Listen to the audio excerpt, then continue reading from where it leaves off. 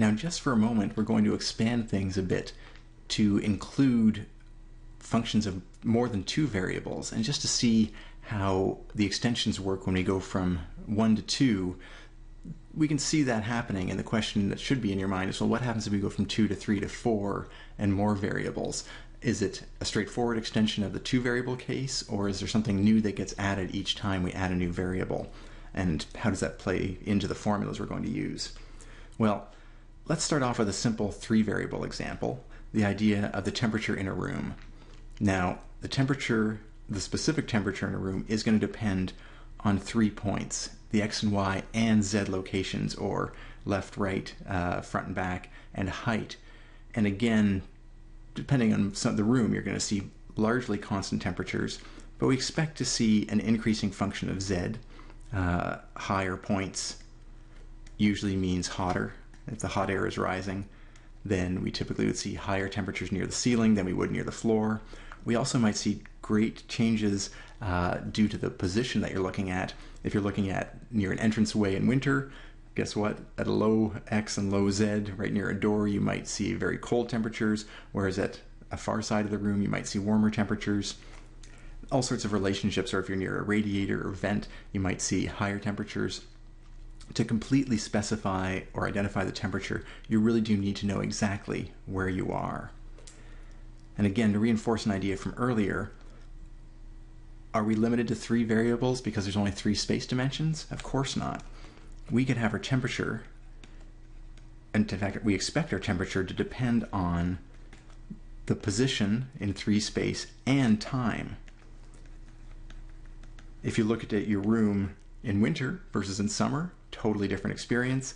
If we looked at even through a day in a university classroom, it'll be hotter when people are in the room, it'll be cooler overnight, colder in the summertime when we have air conditioning going, it'll be heated in the winter. And again, we would have to know all 4 values here. Where are we in space and in time? When are we in time? To be able to calculate the temperature at a particular point in the room. So do not think at all ever after this point that functions have to be limited to 3 variables. Our visualizations are going to be held stringently to 3 variables simply because of our ability to see things. But functions, mathematical functions, can certainly have 4, 5, 10, hundreds of variables. How can we try to visualize this, though? Again, we're largely going to be limited to about 3 variables for a single picture. If we go to more variables, we're going to need multiple pictures, different ways to slice and dice the function. But for 3 variables, we can at least do something that tries to capture the sense of a function and its shape. Notice again that we'd have 3 input variables, and our function would produce a 4th variable. So now we're talking about somehow representing 4-dimensional objects, or objects that have 4 dimensions to them, our X, Y, Z location, and a temperature. So the easiest way to think about this is bringing it back to that temperature example. How could I visualize every point in my room having a different temperature? The most straightforward way, I think, is to make an analog or analogous construction to the contour diagram. Thinking again of the temperature as a concrete example, imagine picking one temperature, say 20 degrees, and asking, well, where are the points that all have the same temperature? Imagine the temperature being 25 degrees and then all the points that have that temperature. What you would see is probably a bulb or a heat layer near the top of the room with the higher temperature, and maybe a colder level lower down for the lower temperature. It might be more complicated if you have vents and things like that, but it's possible to imagine, okay, here's a line or a surface that shares that same temperature, that all the points on that surface share the same temperature. I definitely encourage you to look at some of the pictures in the textbook. I'll have some in a moment here. We're going to try to sketch one just to see how that might be done, and we'll see how successful we are at it. For those who haven't been to campus, there's an interesting patch on campus in wintertime where Agnes Benedictson Field is a place people use in the summer for all sorts of different sports. But in the wintertime, it's not much used because it's covered in snow, except for one little patch that is snow-free. Let me draw it down here. So if we imagine the surface here, you see this snow-free part of the field, and everywhere else it's, well, I'll draw grass, but it's actually white in wintertime. The reason why that particular stretch of grass is snow-free in the wintertime is because there's a steam line that heats buildings coming from the steam plant near the water, and the heat escaping from those steam pipes warms up the ground enough to melt the ice on top or melt the snow on top. So if you imagine what's happening underneath the surface, so this is down a bit, and again, 3D sketches and 2D, always a challenge. But we'd imagine that there's a pipe surface, and it's going to be at 100 degrees, the temperature of steam. If you get some condensation, so we're talking the boiling point of water. Just out from that, what are you going to have? Well, there's going to be some soil, but the soil is a bit of an insulator. So if you imagine this sort of transparent tube around that 100 degrees, it might be at 80 degrees Celsius. So there's going to be a layer of earth around that pipe that's all at the same temperature, all at 80 degrees. And around that, there's going to be another tube, again, infinitesimally thin, but it's all going to be at, say, 60 degrees. And this is really an exercise in visualization, not in looking at my sketch, hopefully, but using your imagination to think, okay, they've got a narrow column or a narrow pipe at a high temperature. Outside of that, there's a shell. And you can imagine there's multiple shells. I could talk about the temperature at 99 degrees, 98, 97. So you'd have this nested Russian doll idea of pipes within pipes, all at gradually decreasing temperatures as you move out from the center of the pipe.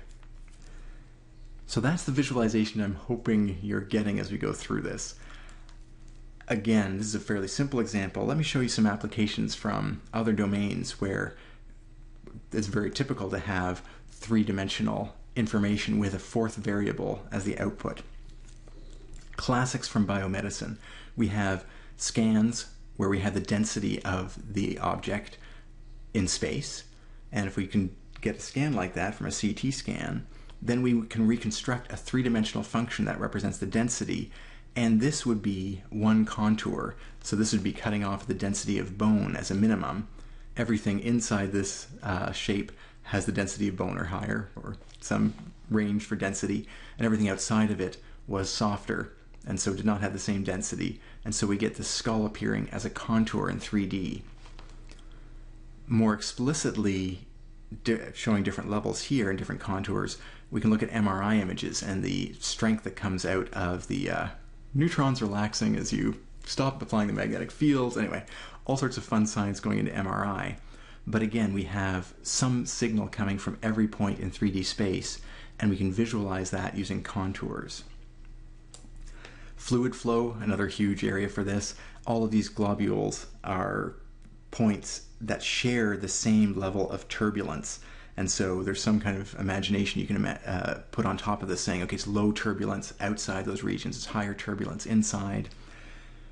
More concrete, I think, is some groundwater modeling, and this is contamination modeling. There's a contamination site in the center, and as groundwater flow pulls the contaminant out, we have shells. This is probably the closest to our previous example that we tried to sketch. We have shells all of different concentrations, representing different concentrations, one within the other, and the flow of the groundwater is what dictates the shape of that contamination layer, of that equal contamination layer, as you move away from the surface, which is the source of the contamination. A couple of other quick examples just to show that these are everywhere in scientific publications and very common in scientific reasoning. When you're looking at molecular structures, X-ray crystallography is used to study the electron density, is what this is called. So the function here is not temperature, but the density of electrons, unlike a much more small scale version of density of tissue. The density of electrons around or of some kind of molecule of interest, typically proteins, or typically proteins if you're looking at this kind of map. And this can give you the shapes of molecules, and from the shapes you can deduce things about what makes them active, what makes them inactive. And last but certainly not least, and not even last, in fact, just last on this slide, you can talk about the three dimensions of space, of the air columns around the Earth, and we can talk about levels of particulates, you can talk about temperatures, you can talk about pretty much any atmospheric condition as a function of three variables, x, y, and z, and then draw the contours, so some set of points that share the same level of contamination, or in this case here, wind velocities. All these points here have the same velocity. And then we could imagine, okay, things inside that are moving faster, things outside are moving slower, all sorts of ways to help us visualize something a function that exists everywhere in this 3D space, but we're trying to show on a computer screen so we can get some visual sense of how it all is structured.